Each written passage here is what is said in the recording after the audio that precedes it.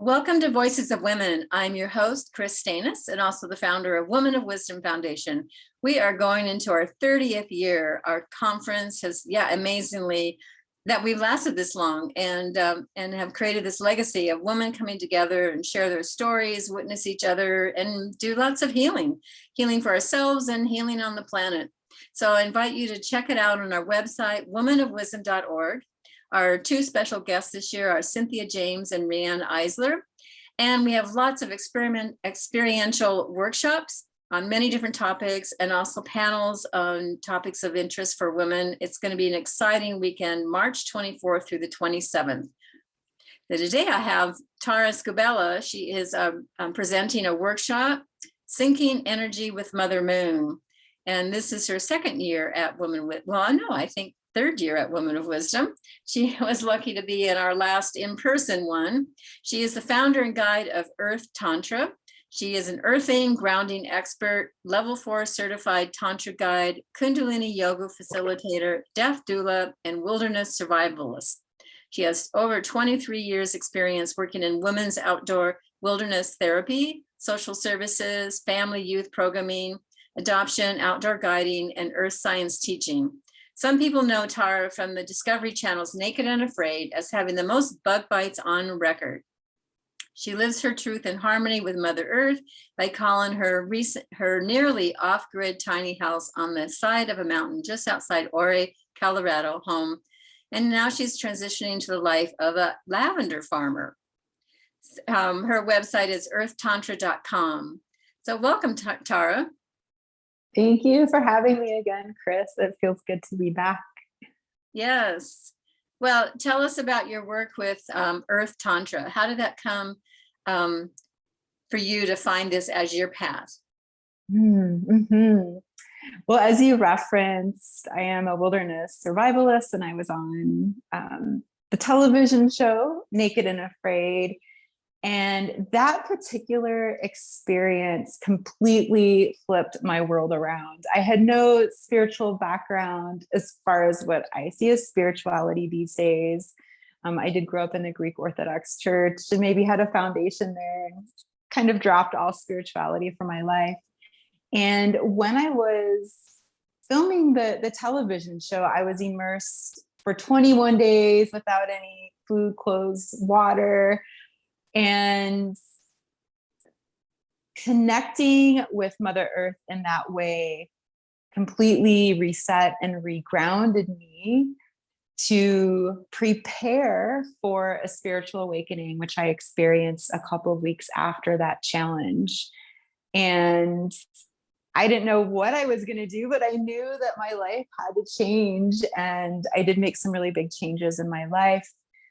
I left an unhealthy marriage, and I was this open book of, ready to receive and download information. And it was during or soon after my spiritual awakening where somebody introduced me to the tantric arts. And my first retreat was actually with Don Cartwright out of California. And I knew the first day at that retreat that this was my calling.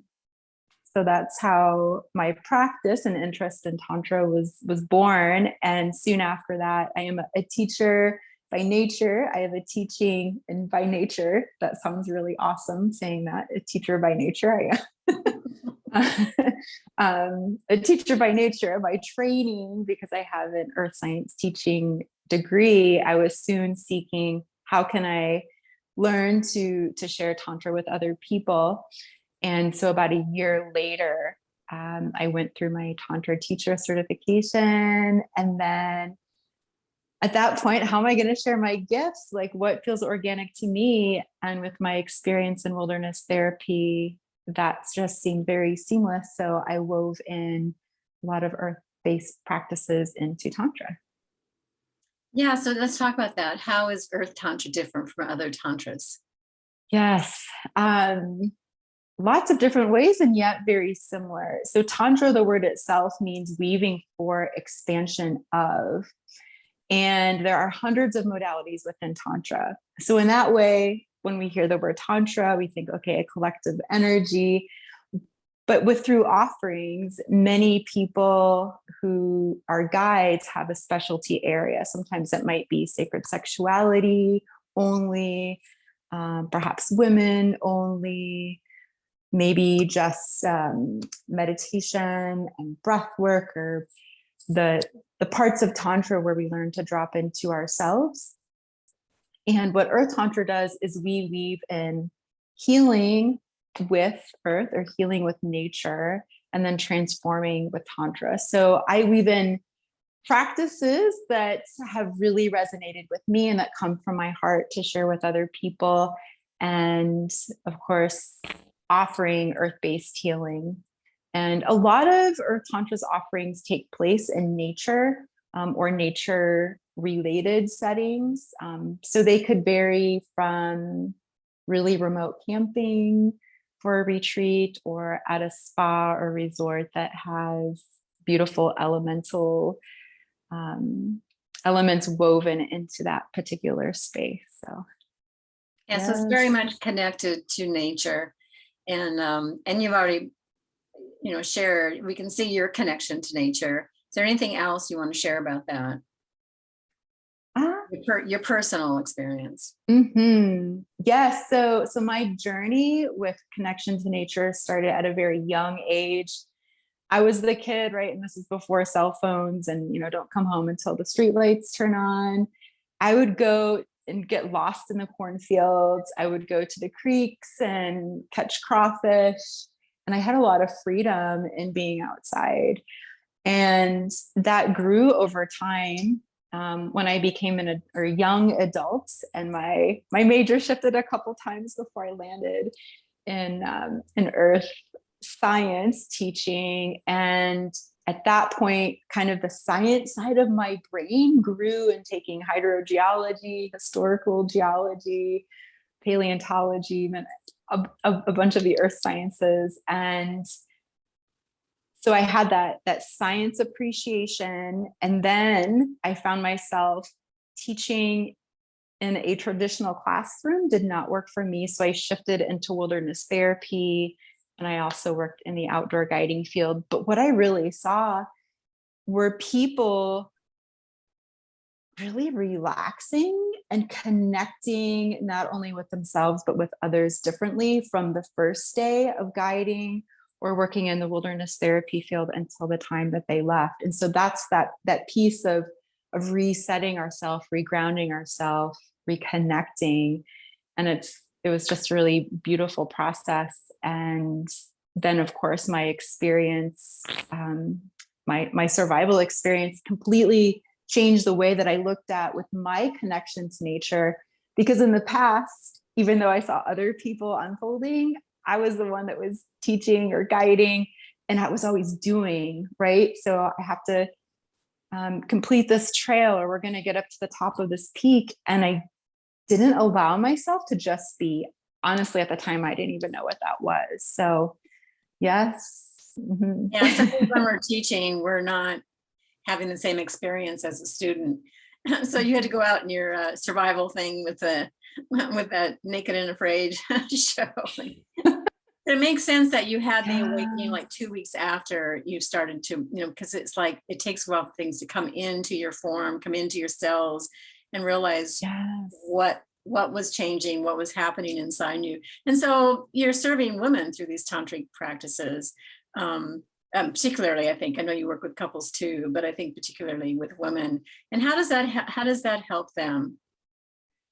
Yes. So again, a space coming from my heart and my own experience. When I was younger, in my 30s, I lost a lot of my femininity, and I found myself during and after for quite a long time of my spiritual awakening and refinding that feminine energy within. And so doing that work in the process of healing myself, I was very excited to share that with other women. And so when I serve and circle with women, that can look a lot of different ways. It could still be outdoor in the wild. It could be through practices like yoni steaming or yoni egg. Yoni steaming is the ancient practice. Well, they're both ancient practices. But basically you are sitting over some form of water with the sacred plant medicine and plant herbs to soften our tissues, to drop into the space, and open up our sacred spaces, our yoni. Yoni is Sanskrit for vagina, by the way. And yoni egg. If you believe in the powers of crystal healing, there is a practice of inserting a crystal that's shaped like an egg into your sacred space, into your yoni, and letting the crystal do its work. And both of these practices have a lot of intention with them.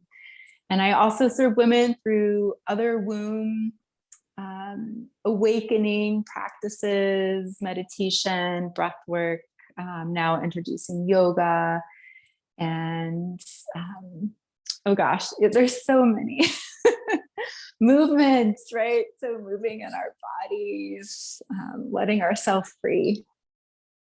Yes, well, you talked about divine feminine energy, and I think it's something that we do at Women of Wisdom of allowing a space for women to tap into that. Just being in a circle with women, if you just sense the energy going around the circle. That's why we meet in circle. And even in Zoom, like we go to breakout rooms, it's kind of like we can see the circle, even though 4 or 5 people, but you still feel that sense of being in a circle with other women and the healing of that. And you're particularly in this workshop doing moon energy alignment. So talk about why that is important.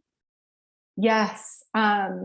First, I want to comment when you were mentioning circles. As soon as you said that, I'm drawn to red tents, especially in a teepee. I offer red tents, and I'm envisioning, picturing, actualizing women, even that I've sat with before, or even women with no faces, in this beautiful circle in this sacred space, sharing energy as a collective. It's so powerful, and Women of Wisdom definitely cultivates that and shares that sacred space in such a beautiful way.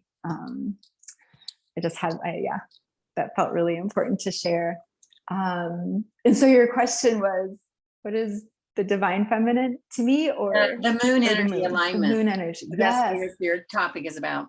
Yeah. So kind of stemming off from red tents, the very first retreat that I mentioned earlier, in sitting in sacred space with Don Cartwright after my spiritual awakening, was a red tent.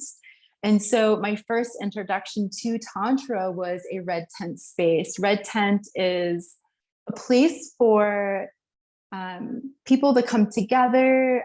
Sometimes it could be male identifying bodies or female identifying, or all together, but typically it's for people who identify as female and coming together underneath the new moon and sitting in a time and a place to set intentions, to connect, to share story. And so since my beginning pathway kind of started with moon energy, it's something that's very dear to my heart. And it's kind of grown from there, in different offerings around moon energy, even workshops and courses that follow from the new moon and through an entire phase, the next new moon, full moon energy ceremonies, and celebrating with cacao and new moon in many different ways. And I think it's so important to connect with moon energy because it's a practice, a connection that has just been lost through modern generations. So our ancestors, right? They didn't have any false light around them. Mm-hmm. They didn't have street lights or indoor lights, the glow of the city that surrounds them. And so they were so in tune to moon energy that their cycles flowed with the moon naturally. And just an example of that, typically women, if they bled, they would bleed during the new moon phase. And so women would come together, for example, in that red tent or a bleeding hut. Most often it was looked at as a positive situation, but in some cultures it wasn't. So I like to bring that realization and our awareness in. And during the full moon is when women would ovulate. So our sexual energy would rise, and even just the energy within every human person and even animals, right? So our energy might arise and flicker, and we might be more excited and more anxious during the full moon. We all know, like, oh, it's a full moon, so I'm gonna blame my craziness on the full moon. And then during the time of darkness of a new or dark moon, really dropping and coming within and slowing down. And we just had a full moon at the time that we are videoing this, so maybe we're coming off of that full moon energy. Yeah, I think it's soon. I lose track. Because but I know it's interesting because when you're with, when you're out at night, it's one of the first things you notice when people, and even when we're walking, my husband say, oh, there's the crescent moon. Oh, look at the moon. And seeing the moon light come through our bedroom window, even though, we're in a city and have street lights, we can always tell when there's the full moon and that light comes in our bedroom at night. And so I think we're naturally drawn to it. It's such our busyness, our busy to-do lives. And maybe, the moon is usually seen during at night, but there's times during the day we're walking at 5 o'clock and, hey, there's the moon. You can see it because the sun's shining on it. And there is some connection for humans, that moon, because you just go, oh, yes, the moon. It reminds you of something. There's something deep and ancient about that. And I imagine because you live off the grid, you probably have very little light. I know now you have electricity and you're in a new home, but street lights and things, I don't imagine that are there on your mountain. And so it may be easier for you to tap into that energy.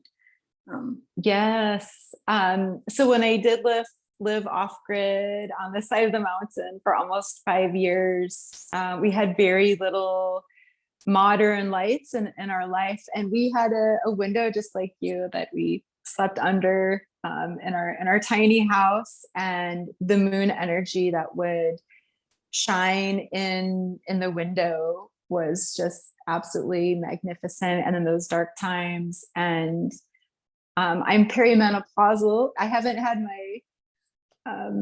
my flow now for 6 months, but I was able to actually sync my cycle with the moon for quite some time. And I moved in October, so like 5 months ago.